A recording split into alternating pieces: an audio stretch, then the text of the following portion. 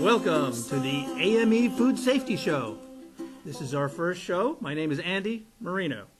I am calling this show the initiatory show for the AME Food Safety Show, which I actually started today. Let's begin. First, I'd like to talk about specific news articles published in major publications talking about food issues. First, let's talk about E. coli 015787 linked to medium and rare restaurant hamburgers. Let's talk about hamburger. What is it? It's a combination of meat, fat, and bone particulates from many, many animals. Here's the challenge. E. coli 0157 is an organism which essentially lives inside the internal intestines of beef cattle. Those beef cattle, in hamburger particularly, and who doesn't like a hamburger as an American, is combined with many, many animals. If one animal is contaminated in that E. coli mix, then it goes into all of them. What does that mean to you? When you ask for and are asked, what is the temperature setting or cook setting that you'd like that hamburger, they usually ask you what? Raw, medium rare, and well done. What should be your response? Well, let's talk about the science of those organisms. Yes, it's refrigerated, but by the way, E. coli is not killed by refrigeration. It is only killed by cooking, intense cooking. And just for a quick quiz, what do you think is the temperature that needs to be sustained to kill bacteria like E. coli 0157? It's 165 degrees. Let's talk about the food safety news. And in medium, rare, and rare hamburgers, what is the issue? A company has been cooking their perfect temperature for medium rare burgers at 145 degrees. What does that mean for you? That you're at risk, particularly for E. coli 015787 contamination. We will talk in a minute about what are the bacterial contaminants. Why do we need to be concerned about it? 12 people ate them. Some of them became ill. Many of them did not. What does that mean to you? We do not know what your resistance is individually, and also the other unknown is the beef itself and the handling inside the kitchen. I eat out quite often, as many people do nowadays. Hamburgers are generally on the menu. What I would offer are 2 guidance points. Number 1, always ask for more than rare. If you've had an incident of food contamination in the past, it means your resistance level is low. What do we need to do? We need to, if you have enough energy, is to ask for the higher degree cooking, longer temperature cooking. And if they've inserted a probe to be at least 165 degrees inside the hamburger. Another thing you can do when you go out to eat, and this is a little awkward, my wife gets very embarrassed, is to ask to look at the kitchen. Look at the floors. Look at the utensils. Look at how the workers are handling the food.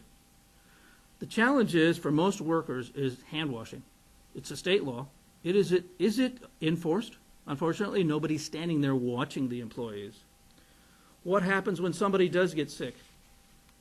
The most referenced document is the Centers for Disease Control. And what they generally do is accumulate hospitalization data. They do not accumulate people that become ill and don't report it. The standard numbers in a survey taken in 2010 was 48,000 became ill and over 3,000 died from food poisoning. The issue is with hamburgers. We don't really know how many people get sick from a hamburger. But what I will say this to you, be cautious. Next issue, listeria. If you have been watching, listeria is a big issue in California. What is the biggest issue we've had in the last 2 weeks? Apples. What we have to look for in listeria are cold, wet environments. The challenge that we have as consumers is we don't know. When you pick up an apple from a grocery store, it could have been in stasis or refrigerated for over a year. So, in this 2011 outbreak for listeria, it was discovered that the packing house originally was out of Bakersfield. Some of those apples were sold for candied apples. Listeria was still viable, even if after it was wrapped in that caramel coating. What is the challenge with listeria? Death and severe sickness to our most vulnerable portions of our society. Number 1, young children. Number two, older individuals that are on medication. Keep an eye on the news for Listeria. It's not a joke, and if you do have one of the Listeria organisms in your system, you need to seek medical attention immediately. Let's talk about the 10 worst food outbreaks of 2014. That data has already been surfaced. And what we're seeing here is we have chia seeds in contaminated salmonella, 83 sickened. Bean sprouts. If anyone is brave enough to eat uncooked bean sprouts, my admonition to you is to seek to have those bean sprouts cooked and to be very seriously monitored. The industry itself has some challenges, which I may take up in a different show, on a different occasion.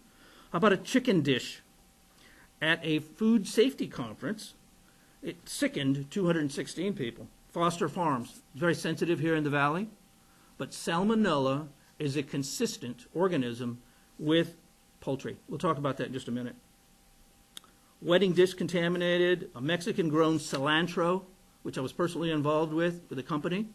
It's a challenge, particularly with organisms that are not bacteria, but they are actually parasites. You need to wash and you need to cook cilantro. Raw milk is a consistent issue. If you are a participant in raw milk consumption, you need to rethink that position. Many people have died. Many people have been sickened. Listeria outbreaks to Mexican-style cheese. Remember what cheese is. It's milk. Added some additional bacteria. I do have a cheese client. We're very highly sensitive to Listeria. More issues. So the issue for us as a consumer, all humans eat. And I will say this, that I have worked with hospitals in the past that have used testing and have rebelled against testing. So let me talk to you about hospitals and how I got involved in food safety. At one time, not very long ago, anyone who was admitted to the hospital, whether or not they were contaminated or colonized with methicillin-resistant Staph aureus, many people know it as MRSA, were not screened for the organism. They just admitted them and placed them in any room along with another patient who we didn't know their status either, was known as non-colonized, or they could have even been what they call non-asymptomatic.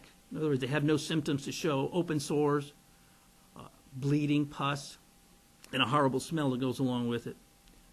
I worked for a company, and we tried to instigate screening protocols for every hospital to screen every patient prior to admission and then segregate them either as colonized, contaminated, or non.